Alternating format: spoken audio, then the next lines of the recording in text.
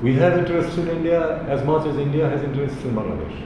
So since it's a question of mutual interest, I think the two sides will ultimately come to a position where their interests can be best served. Immediately after the departure of Sheikh Hasina, there was a vacuum in administration. There was also the problem of policing, because the police had been actually placed against the young generation. When Sheikh Hasina had departed and had resigned and gone away, the police were not in their normal duties. So at that time, tensions and sentiments ran very high. Putting it as an anti-Hindu agitation or anti-Hindu action would be utterly wrong. The violences did take place against mostly Awami League loyalists. We do not condone that. Some violence did take place, but that was not on the basis of whether someone was Hindu or a Muslim. How do you respond to allegations that the US government manufactured a coup to replace Sheikh Hasina? I really would not like to make any comment on this, because we cannot undermine the sacrifices made by the young generation, the students and other youth who laid down their lives for a change from the autocratic regime to the possibility of a democratic and inclusive future. It is a supreme sacrifice made by the younger generation, which resulted in the change of government, or if you so please, the resignation and departure of Sheikh Hasina.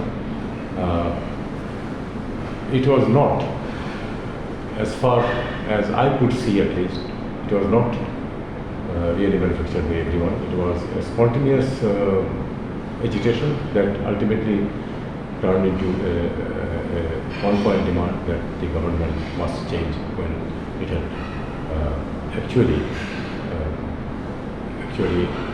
resulted in the death of so many people.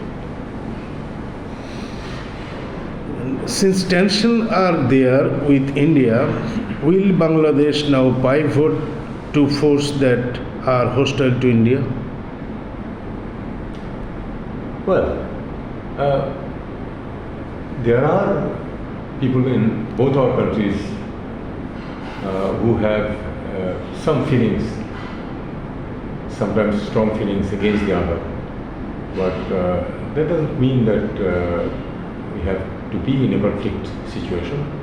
We have interests in India as much as India has interests in Bangladesh. So since it's a question of mutual interest, I think the two sides will ultimately come to a position where their interests can be best served. There are multiple instances of Hindus being attacked in Bangladesh. What steps have you taken for their protection? I would put it in a different way. I would put it in such a way that immediately after the departure of Sheikh Hasina, there was a vacuum in administration. There was also the problem of policing, because the police had been actually placed against the young generation. So when Sheikh Hasina had departed and had resigned and gone away, the police were not in their normal duties. So at that time, tensions and sentiments ran very high. So some incidents were there, but putting it as an anti-Hindu agitation or anti-Hindu action would be utterly wrong. The violences did take place against mostly Awami League loyalists. We do not condone that, of course, because we do not want anyone to take law in their own hands. But the fact remains that in that moment of agitation, some violence did take place, but that was not on the basis of whether someone was Hindu or a Muslim, because you know that more Muslims, if you just count by religion, more Muslims were attacked at that time than Hindus. It was because some sort of an agitation against Awami League supporters was taking place, which we have been able to contain already immediately after taking the reins of the government. And I don't think that there is any complaint of such actions at this moment in this country. So will Durga Puja be allowed? We have seen protests against it. This is quite strange. there could be a fringe that may not like Durga Puja, but the Durga Puja has been performed in this country for ages, and there has been no instances when Durga Puja was not held. Certainly, the worshippers who want to perform Durga Puja, they will have the opportunity to do so. There should be no doubt about that. So, can you elaborate the discussion with Mr. Jaishankar? What are the issues you have touched and what you are looking forward to make the bilateral relations between India and Bangladesh? I will put it very simply. We both had a free and frank discussion, and we both recognize that we must have a good working relation with each other. I will just put it that way. And also some issues and some ongoing projects that is going on with India and Bangladesh. So what will be the future and the trade and also the people-to-people relation, how you are thinking? Well, trade has been going on. You can think of a short gap just after the fall of the government, but then after that the trade has again picked up. It is going on.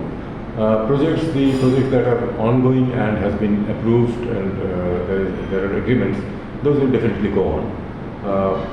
About the people-to-people contract, the visa offices has not opened as yet fully, the Indian visa offices.